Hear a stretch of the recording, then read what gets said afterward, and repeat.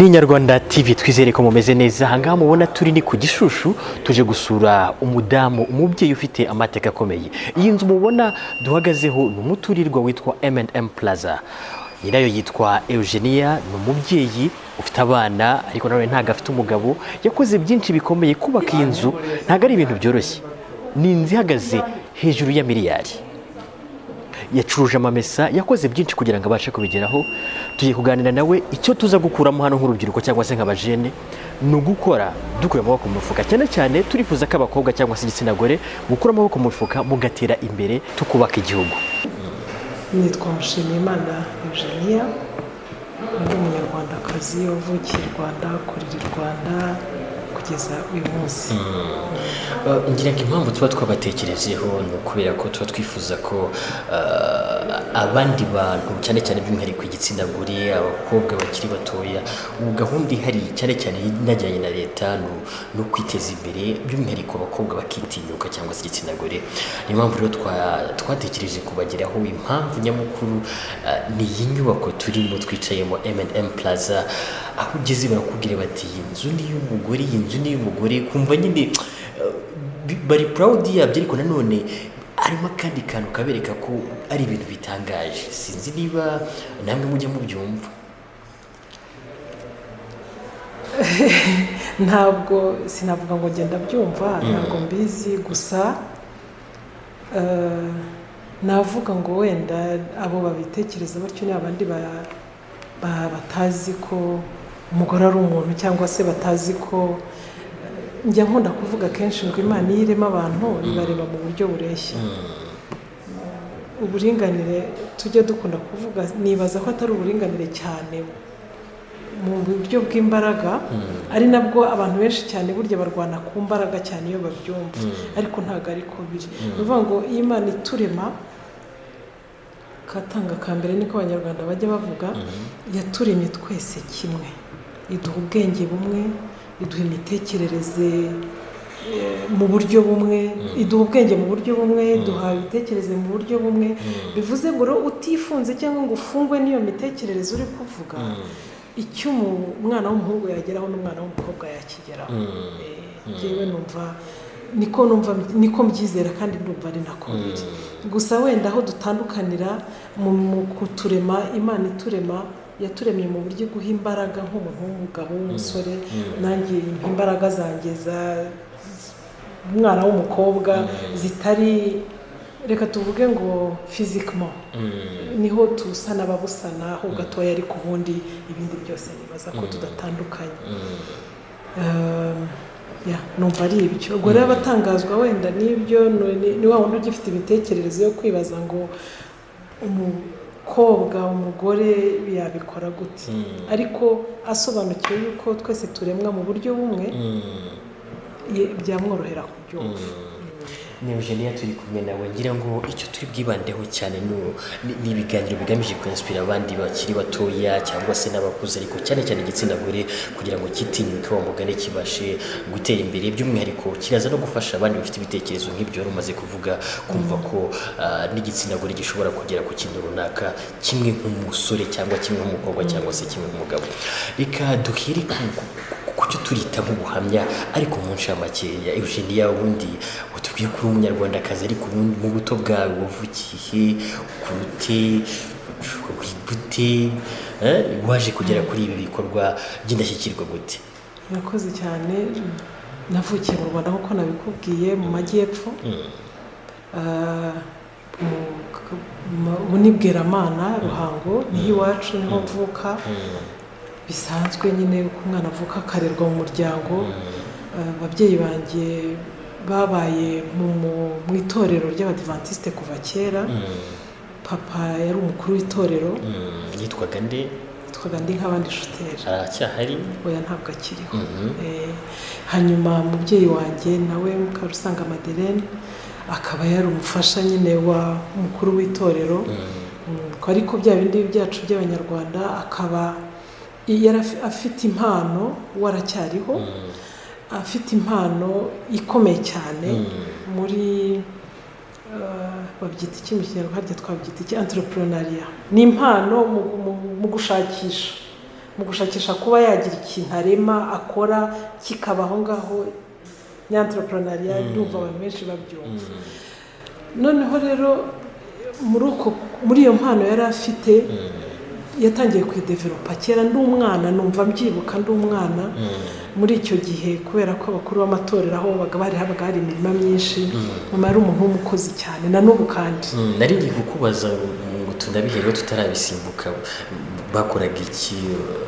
Nibyo natangiye mvuga ko papa ari umukuru w'itorero, ariko iyo baga uri umukuru w'itorero habaga hari itorero ryabaga rifite imirimo myinshi cyane. Mama rero kuko ari umuntu w'umukozi cyane, w'umunyembaraga, gukunda gukorana n'uyu mwanya nubwo akuze, ariko iyo mpano arayifite, icyo kintu aragifite cyane. Akahinga iyo mirimo, akayihinga akeza ibintu byinshi cyane, ko twari bakeya tukaba tudashaka kubikoresha, ahubwo bimwe bikaba iby'urugo. Njya nibuka numva mu bwenge bwanjye, numva nibuka ahantu habaga habitse ibyo kurya, ibyo kubika bizaterwa mu gutaha n'ibizajya ku isoko. Byaje kumuviramo rero kubikomeza cyane, na nyuma y'uko papa atarakiri umukuru w'itorero, iyo entrepreneuria mama yayigumyemo, noneho rwose yinjiramo acuruza imyaka kugeza mbaye mukuru. Yari umuntu ucuruza imyaka, noneho aza kuva ku yo yahingaga ahubwo atangira iyo ajya akajya no kurangura. Numva nibuka kera ndi umwana, mama yagiye ku mayaga kurangura, yagiye za Kabuga kurangura, tutahaza ari ukuhumva gutyo. Ni ibintu rero yakoze kuva kera, noneho nanjye mbikuriramo, kuntuma, kunsiga ku rugo, kujyana nawe iyo yagiye no kugarukana. Nsa n'ubikuriyemo, ngenda hari binjya mu maraso, niko nabyita, kuko nta shuri nagiyemo, ntaho nabyize, naho ngaho ni umubyeyi wanjye, kuko yabikoze kuva ari mutoya, nzamuka ameze gutyo, akora gutyo kugeza mbaye mukuru, aho noneho natangiye kujya mfatanya nawe rwose nk'umuntu mukuru, baganira bakungurana ibitekerezo. nuko nguko byaje. Muri wayize ibijyanye n'iki mu ishuri? Buriya igihe cyacu byari bigoye. Kera nize ubwarimu, ariko hari ukuntu, namwe murabizi amashuri ya kera, mwe muri batoya, twe twize mbere y'Icyenda na kane, hari ukuntu byageze aho ngo tukajya unabona ishuri ntacyo rivuze, kuko wabonaga abantu babayeho neza, bameze neza, abantu bari mu bucuruzi bikorera ibindi bintu. Ariko kugira ngo ube warize uzibwire ngo uzabona akazi keza kazagutunga, rimwe na rimwe byabaga bigoye, cyangwa se byabaga bisaba ko ufite connection y'ahantu abantu bazagufasha. Iyo byabaga bidahari rero, wasanga abantu benshi birundumurira mu bucuruzi, akaba ari byo umuntu ajyamo, kuko ari byo byaguhaga, byashoboraga kugufasha kuzamuka vuba. Amashuri rwose wabonaga nta gaciro cyane, ariko rero muri secondaire uziko ariho dufatira amafakulite, nize ubwarimu. Nyuma mvamo ntanarangije, ndashyingirwa, ndanabyara, ariko nyuma gato sinagira amahirwe yo gukomeza kubana n'uwo twashakanye, arasinzira, asigira abana 3.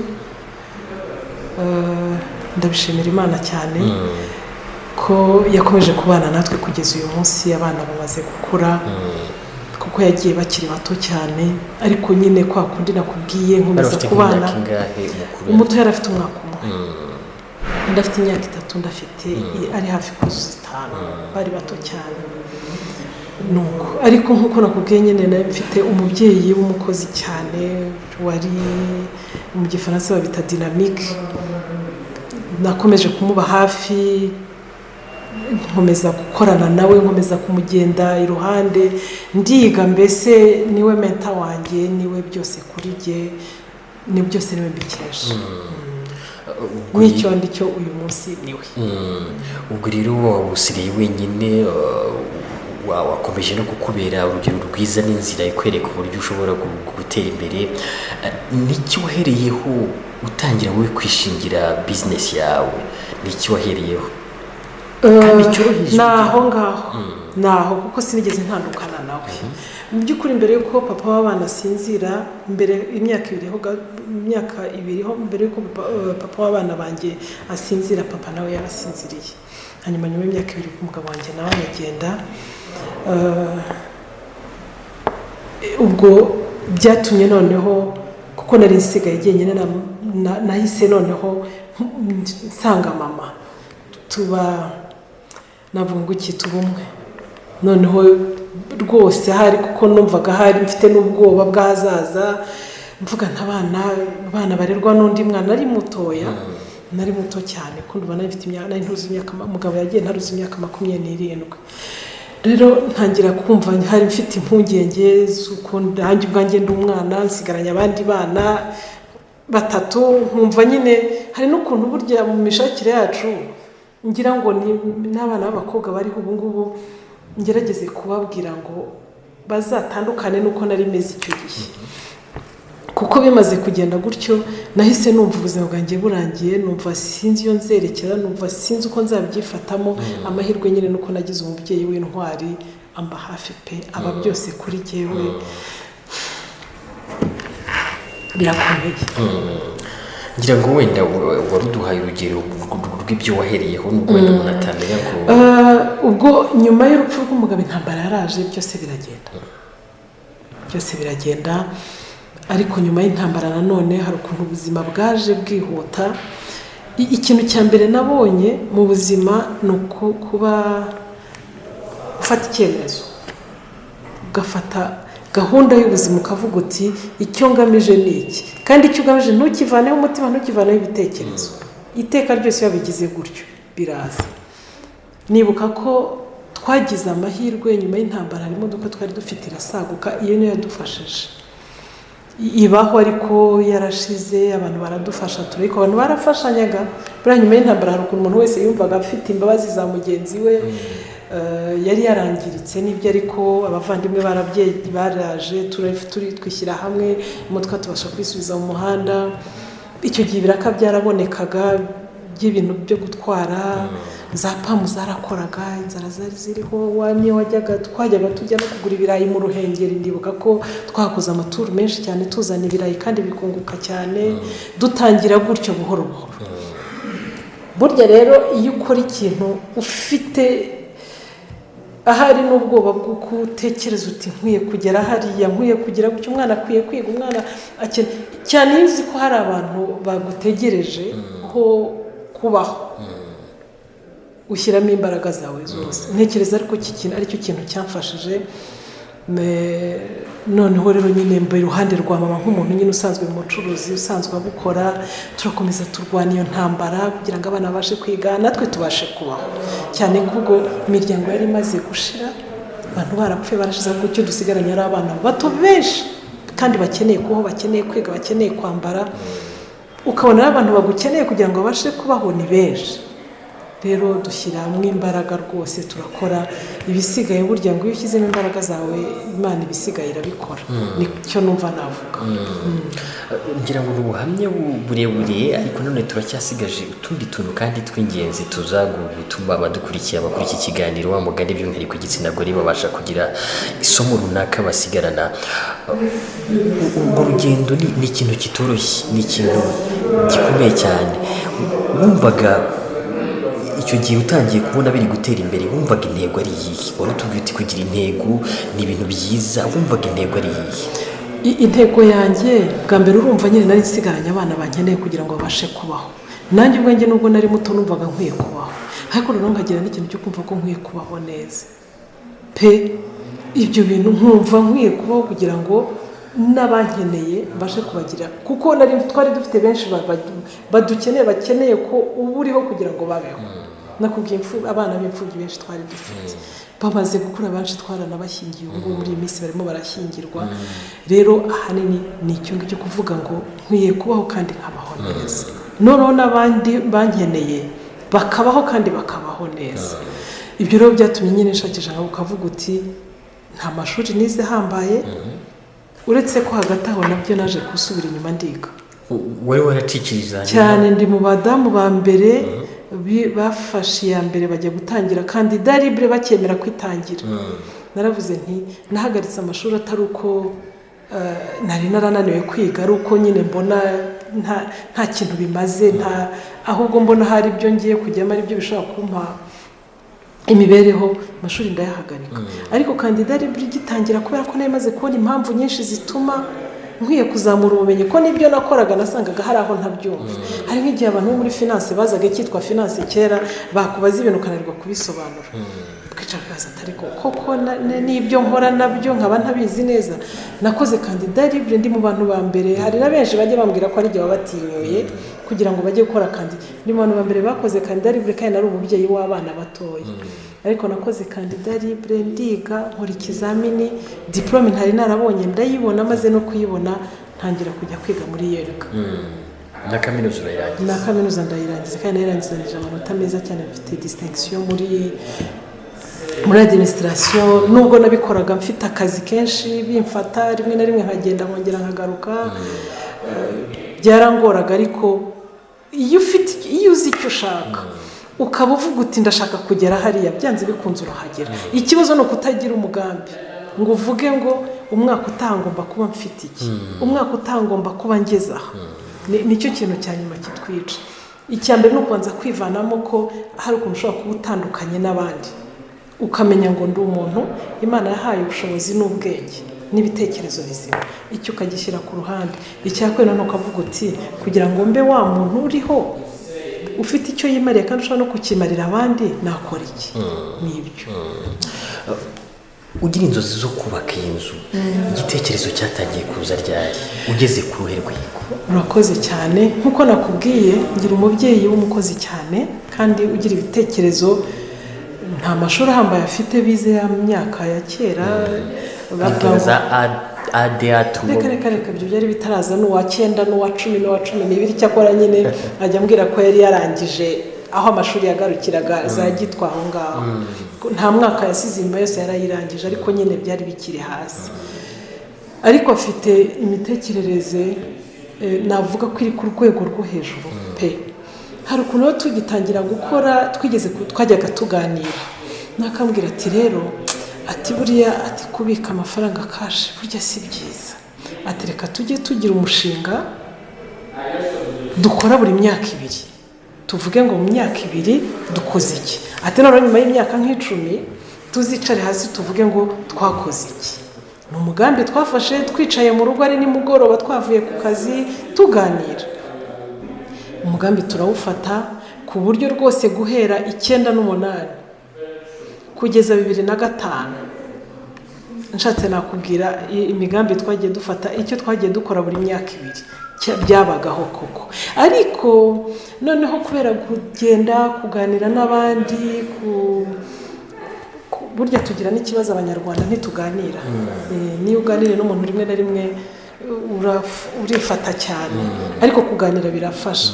Njye byaramfashije cyane, kuko nibuka ko mu kuganira n'abandi naje gusanga umuntu adakwiye guhagararira aho ari gusa, ukwiye kujya uhora utekereza hirya yaho uri gato. Ntuhere muri buwate imwe ugatekereza inyuma ya buwate hari iki, harabera y'ibiki.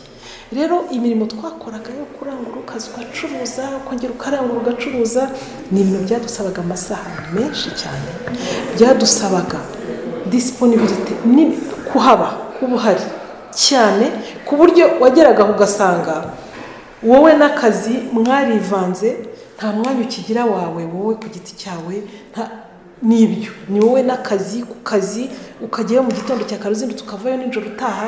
Rimwe na rimwe ugasanga rwose ni ibintu utazabasha gukora ngo ugeze muri ya myaka ya kera. Ikoranabuhanga ryari ritaranaza ngo uvuge ngo ndashyira ibyaje muri computer nayo ijya yonyine.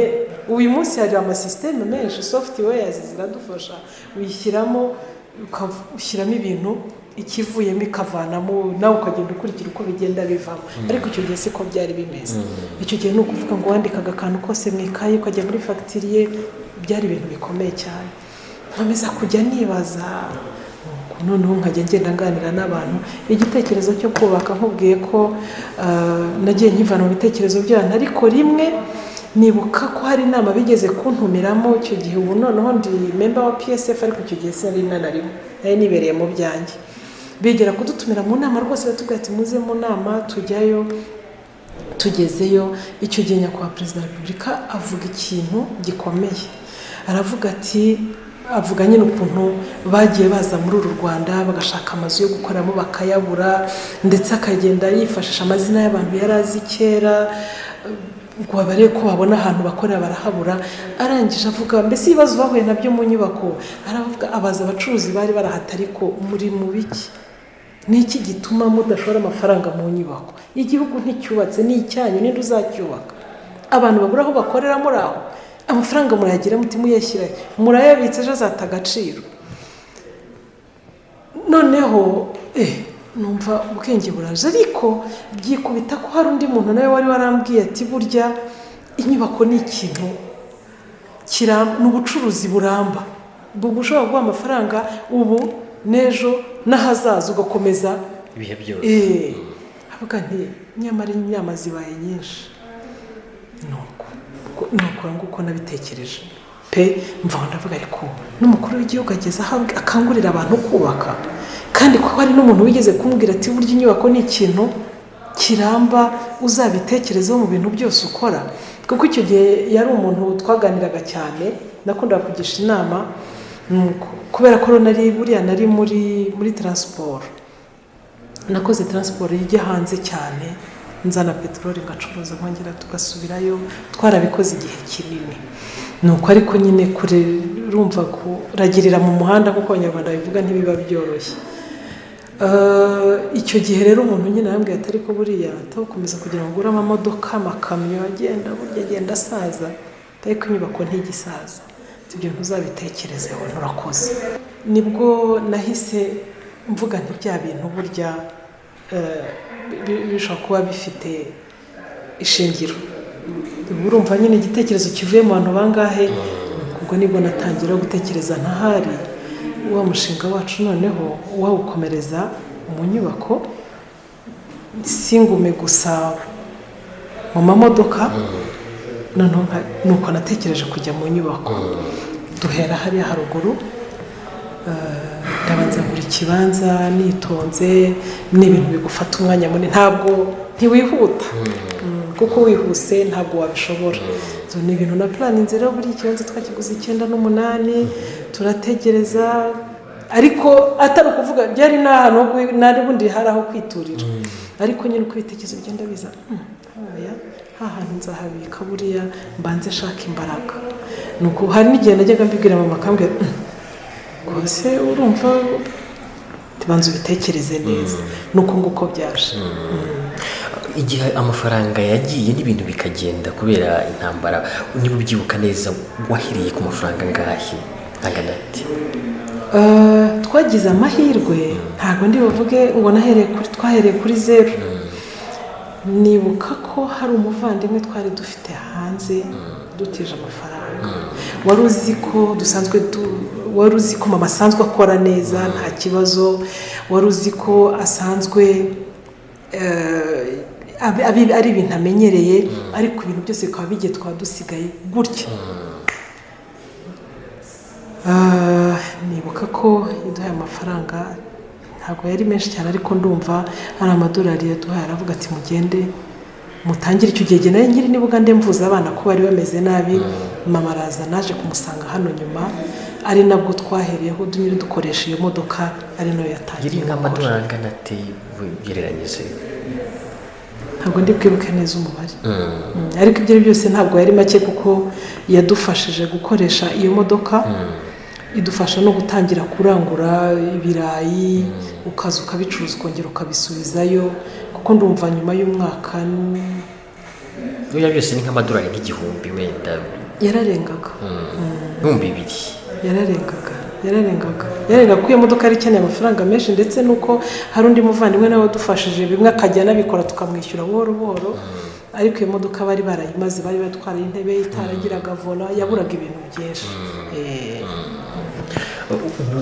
noneho utangiye wa mushinga wo kuvuga ngo inzu iraje, uwo mushinga utangiye wumva bakubwira ko uzahagarara amafaranga angana gute kuko wenda wazanye abantu bakwigira umushinga bakubwira bati hari ikintu njya nkunda kuvuga ku byerekeranye n'inzu hari nibyo nakubwiye ngo ngiye burya iyo mfite icyo ngamije nta muntu ntinya iyo musanga ari inama mugisha uwo ari we wese njyayo tujya gutangira kubaka birasekeje hari umugabo witwa Nkundiye Bosco ngira ngo wenda ukazabyumva ariko yangiriye inama isekeje ariko inashimishije niwe naganirije nabwira rero buriya ariko urumva numva ashaka kubaka kuko mama we yari afite impungenge nyinshi avuga ati kujya muri banke imyaka turimo ntabwo ari byiza kwitonda tukagenda gahoro kandi nkabona vitesi ya mama ntituyigenderaho cyane biri budufurene wenda ntidutere imbere cyane noneho rimwe rimwe ngashaka undi muntu ngisha inama kugira ngo numve ko wenda ibitekerezo byanjye bitihuse ngo ntandukanye n'ibya mama cyane noneho nkurikije impungenge mama yari afite ko ngomba kugenda gahoro kandi byari byo koko noneho njya gusanga nyine babandi basanzwe muri ibyo ndababaza ndamuganiriza nabwira ariko se n'ikibazo ni uko ideni rya banki niko amafaranga ya banki ngewe mu by'ukuri nta bwoba bwinshi nari mfite ariko kubera impungenge numvaga mama afite cyane ndavuga ni ko numva ideni rya banki riteye ubwoba Bosco yambwiye ikintu ntazibagirwa nkunda cyane n'ubu njya mbimwibukiraho kenshi arambwira ati urabizi ati niba utinya ideni rya banki uri umucuruzi uzapfa udakize birasekeje ntabwo ari ikintu wabona uko usobanura ariko hari ukuntu byarankanguye arambwira ati wowe uzirinde gufata ideni rikurenze cyane rirenze ubushobozi bwawe niba ufite miliyoni 100 ntuzajya ufata 500 niba ufite ariko niba ufite miliyoni 100 ugafata miliyoni 50 ukongeraho ukagira icyo ukora ugafata miliyoni 60 numugira ikibazo bafata za zindi zawe nta kibazo ubwo ntuzaba upfuye mbese asa n'ungarura muri ubwo buryo niyo mpamvu nakubwiye ngo ikintu cya mbere kibaho ni ukuba gufunguka muri wowe ukagerageza kuganira n'abantu ukagisha inama ntiwibikeho ibintu byose kugira ngo ahari wibwira ko wenda uri kubika ibanga ry'akazi burya hari ibyo ubika ariko hari n'ibyo wibikamo atari byo ariko iyo ufungutse ukaganira n'abandi ukagisha inama hari ikintu kinini cyane bimara uvuga kugana banki cyangwa gukorana n'ibigo by'imari bimwe byatumye iyi nzu ubasha kuyubaka pe ntabwo ari gusa n'iya ruguru niko twayubatse twari dufite amafaranga makeya turatangira buhoro buhoro nk'ubu nkubwiye ko nabanje erega ikibazo kibaho hari igihe dutekereza gukora ibintu wirukanka nabyo burya ntibifata ni kugenda gahoro ukabanza ugakora umushinga ariko witonze nkubwiye ko nka ruguru nabanje ngura ikibanza ngura umwaka urangiye ndakizitira ndongera amarundi mwaka ntabwo ibintu biza gutya turakizitira ikibanza tumaze kukizitira tumara undi mwaka no tumaze undi mwaka wa kabiri nibwo noneho twatangiye kwitegura kuzacyubaka nyuma y'undi mwaka urumva hashize imyaka 3 nkiguze ntari nacyubaka dutangira kubaka buhoro buhoro iriya nzu mu by'ukuri si nini ahubwo twayubatse mu myaka 4 urumva ko uza kuba ufite amafaranga menshi yahagije washoboraga no kwibaka mu gihe gito icyo gihe ubwo sinzi ko sinigeze numva ko giye narwanaga no kugira ngo nzafate amafaranga ya banki turi hafi kurangiza ariko hagati aho narabihombeyemo ubu ndabizi ko nabihombeyemo ariko ubwo niho ubwenge bwanjye bwacu bwageraga niho ubumenyi bwacu bwagarukiraga twirindaga gufata amafaranga menshi ya banki ugasunika kubaka urushoboka kuyubaka mu mwaka umwe cyangwa 2 noneho muri ya myaka 2 n'ayandi ya banki washoboraga kuyabona ariko ubwo nyine niho ubumenyi bwacu bwari buri ihagaze amafaranga angana gute M&M Plus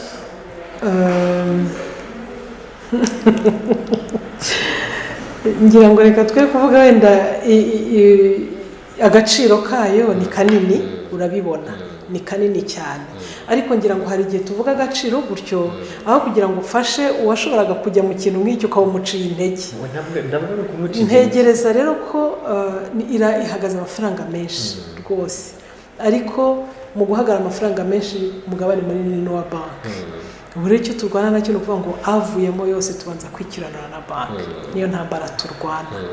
kandi ntabwo ari ngombwa ngo nutangira kubaka wubakiye, oya, ko natwe siho twatangiriye haruguru twubatse inzu ntoya yari irenze ubushobozi bwacu icyo gihe, ariko nayo twarayubatse tugenda buhoro buhoro twishyura banki turangije, nibwo twaje gutekereza hano. aha hafashe imyaka 6 kugira ngo tubashe gupulaninga, mbese nyuma yo kwishyura iriya tubashe kugura abari bari hano bahave, tuzagira umwanya wo kwegeranya twongere twubake, byadufashe imyaka 6. ibi ikintu cyose ugihe igihe upfa kuba gusa ufite gahunda uri kugenderaho. ibi nabyo hari uburyo bishobora kwinspira umuntu, tubwire ngo igiciro cyayo ni iki, ariko ntitubwire ngo iri hejuru y'aya mafaranga, iri hejuru ya miliyari. ubwo rero urumva ko ni amafaranga menshi. hejuru ya miliyari. uko ubibona hasigaye kwishyura ku buryo ugenda wishyura, ubona igihe gisigaye ntabwo kiba ari kirekire kandi nta n'impungenge biba biguteye. ubundi mu by'ukuri bavuga ko abacuruzi ari abantu bakorera muri risike, bayita iki mu kinyarwanda? ni amahirwe umuntu aba afite yo kuba ibintu byagenda neza cyangwa se bigenda nabi. ni ukuvuga rero n'ubundi buryo mu bucuruzi abafaransa bavuga ngo kino risike rien n'a rien. donc utinya risike ntajya mu bucuruzi, niyo ugiyemo ujyamo nabi.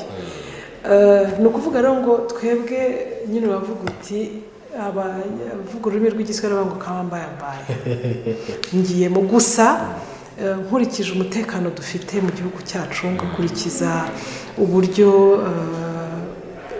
iterambere riri kuza mu gihugu, ngakurikiza uburyo leta yacu ishyigikiye abikorera n'uburyo ishaka ko tuteza igihugu imbere, numva nta mpungenge za risike ntekereza nyinshi. nizera ko igihe kizagera tukarangizanya na banki neza, kuko urabizi nyine iyo ugitangira biragorana, ntugeza ku mafaranga ugomba kwishyura, ariko buhoro buhoro ugenda ugerageza kwirengagiza ibindi byose, ugafokasi ugashyira umutima n'ibitekerezo ku mafaranga wakira ariko atari ayawe, ukabanza ukasetinga muri wowe ko ayo mafaranga atari ayawe, ugomba kubanza kurangizanya na banki kugira ngo inzu yitwe iyawe utakisangiye na banki, noneho ukabona kwishimisha no gukora ibindi bintu, ukora ibyangombwa, ariko ubu icyo dushyize imbere cyane ni ukwegeranya amafaranga yose abonetse tukajya gusura, ndetse nava mu bindi dukora bitari hano tugerageza kwikiranura na banki, kandi bigenda neza. n'ubuhe bucuruzi buciriritse urabona umuntu kugira ngo atere imbere muri bizinesi ahera ku bintu byinshi, agenda akora byinshi, bimwe bikanga ibindi bikanga ibindi bikanga bimwe bikemera? n'ubuhe bucuruzi buciriritse buri ku rwego rwo hasi mwaciyemo tugitangira, ku buryo byabera ubundi isomo n'ukumva ko bishoboka? ubucuruzi bwo hasi twatangiye, bunakubwiye ko mu by'ukuri jyewe natangiye nsangamo umubyeyi wanjye, ariko ubwo hasi navuga nta burenze kuba udafite amafaranga yo kurangura, ahubwo ugafata ibintu ukaza ukabishyira hano ukabicuruza, warangiza ukajya kwishyura, niko twese twakoraga. hari umucuti wanjye tuziranye nkiba hano haruguru muri TV10, yigeze anyereka nkiza n'amaje iyi nzu arambwira ati iyi nzu burya niyo umugore, ati ndamuzi, ati bigeze bambwira ko yigeze gucuruzaho amavuta y'amamesa.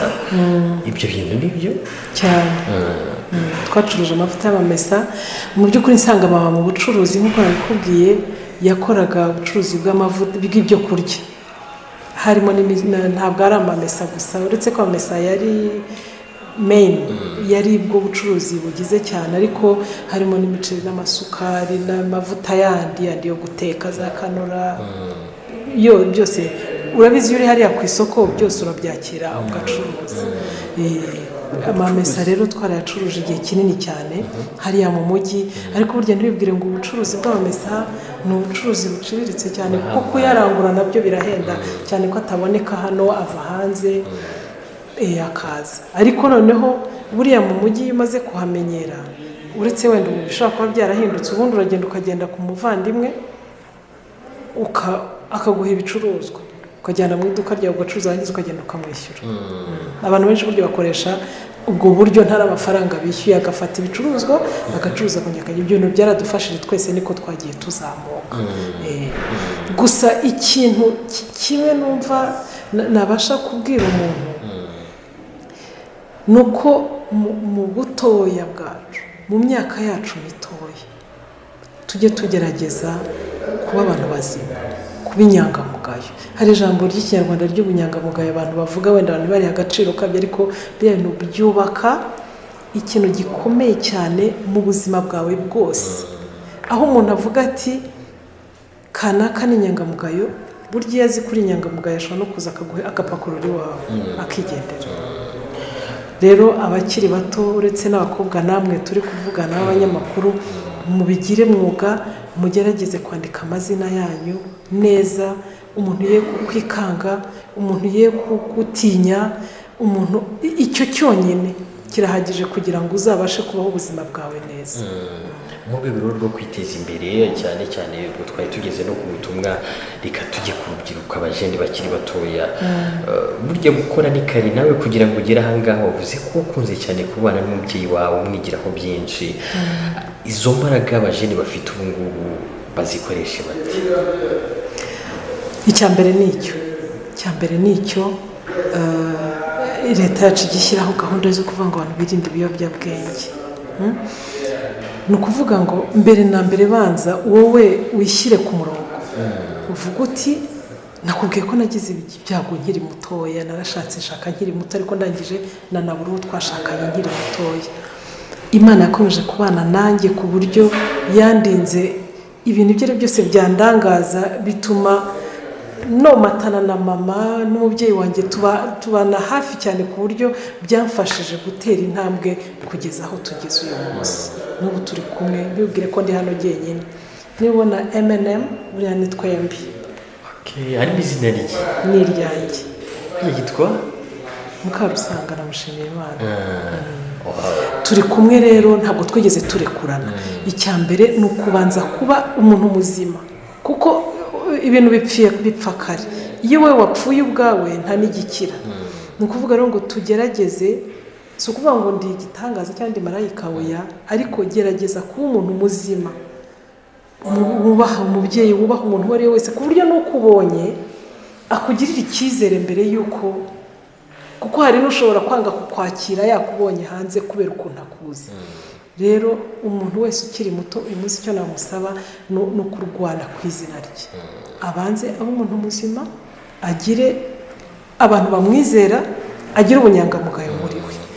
Ko iyo ufite ubunyangamugayo ni nabwo ubasha kwegera abandi, ni nabwo ushobora gutekereza neza, ni nabwo ushobora kugira ibitekerezo bikujyana mbere, bitagusubiza inyuma cyangwa ngo bikore akazi bikujyane mu bindi.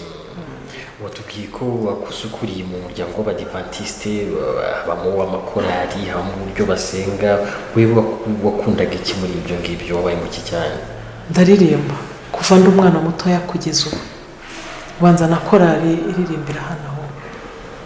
Uririmba mu yitwa Patmos. Kuva umwana wakuriye muri korali? Kuva ndi umwana nakuriye muri korali Patmos, twegeyemo intambara irangiye. Na n'ubu ndacyayirimo. Ni korali yanjye nkunda cyane, n'umuryango wanjye mbese. Uririmba irihe jwi? Ndirimba ijwi rya mbere. Ngira ngo twagushimira cyane kuri kano kanya duhaye, cyangwa se kuri uyu mwanya duhaye, kandi ngira ko ni umwanya mwiza kuko benshi hari icyo baza gukuramo. Sinzi niba hari akandi kantu wumva wakongeraho hanyuma tugasoza ikiganiro turimo. Akandi kantu wenda nakongeraho gatoya ni ukuvuga ngo njya numva ntekereza ko mu bihe tugezemo isi iratera imbere kandi igihugu cyacu ntigisigaye. Hari igihe umuntu agira atya akavuga ati buriya ni nkahehe umuntu yahera atangira gukora kureba. Nanjye numva ntekereza gukora, nagira umuntu inama, ari abatoya n'abakuru batatekereza gukora, banza umenye igihugu cyawe, reba igihugu cyawe kirajyahe. Rimwe na rimwe hari igihe twitekerereza ukavuga ngo Eugenie yakoze ibireka nanjye mba aribyo nkora. Oya, hari igihe nabikozemo, wenda ubu si byo bigezweho. Fata umwanya urebe gahunda igihugu gifite, urebe politiki turi kugenderamo. Mbese ni iki igihugu gishyizemo imbaraga kugira ngo nanjye mbariho nshyira imbaraga, kuko akenshi burya igihugu kiraturebera twe ntitubona, twe hari igihe tureba iby'amaso yacu abona ariko bareba no hirya gato.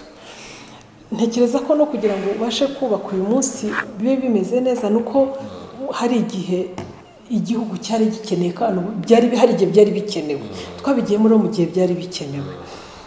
Rero nagira umuntu inama yo kureba ngo gahunda y'igihugu irimo irerekera. Uyu munsi turi muri made in Rwanda, wakora iki muri made in Rwanda kandi ko bihari byinshi? Uyu munsi turi muri export, ni iki nakora hano? Birahari byinshi, nshobora no guhinga inyanya nkazijyana kandi biroroshye, birashoboka, birakoreka. Ikibazo rero ni ukwitekerereza tudashatse guca, dufite abaturebera, reka tugende muri gahunda yabo kandi ibintu byose bizakunda. Ese buriya umuziki wa gospel nayo mujya mubona ushobora kubyara ikintu ukaba wabyara business cyane nk'umuntu uba muri korali?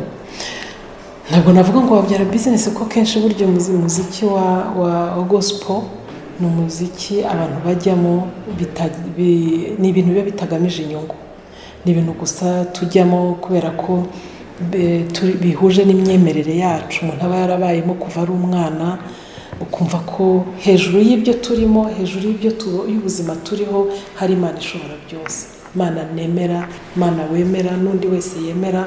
Dukwiye guha agaciro kayo kuko ariyo itubashisha byose. Ni ibintu rero ngewe ku giti cyanjye nagiyemo kuko bihuje n'imyemerere nakuriyemo, navukiyemo, nyikuriramo, kandi n'ubu nkaba ariyo ngifite. Biranshimisha, bimpa amahoro. Ni ibintu dukora nta nyungu tutatekerezemo, ariko ari ukuvuga ngo wenda hari uwo uzumva ibyo ndirimba, ibyo mvuga bikamugirira akamaro, bikamuvana mu nzira mbi yari arimo akagaruka mu nzira nziza. ngira ngo twabashimira cyane, murakoze cyane kuri uyu mwanya muduhaye. Nongere mbisubiremo, iki kiganiro byanga bikunda, ngira ngo hari benshi cyubatse kandi bashobora no kuba bagiye kugira intego kuva kano kanya, kuva kuri iri segonda bakaba babasha gutera imbere, ejo tukumva nabo bafite ibindi bikorwa nk'uko wagiye ubivuga, batarindiye gutekereza ibyo ahubwo wenda babikuyemo inama zishobora kuba zabafasha kugera ku kintu runaka. Mwakoze, Imana ikomeze kubongerera. Murakoze gushima, nanjye ndasaba Imana kugira ngo akomeze gufasha abanyarwanda bose babashe gutera imbere, cyane ko dufite amahirwe menshi, iduhe ubwenge n'ubushobozi n'ibitekerezo bizaba byo kuyabyaza umusaruro.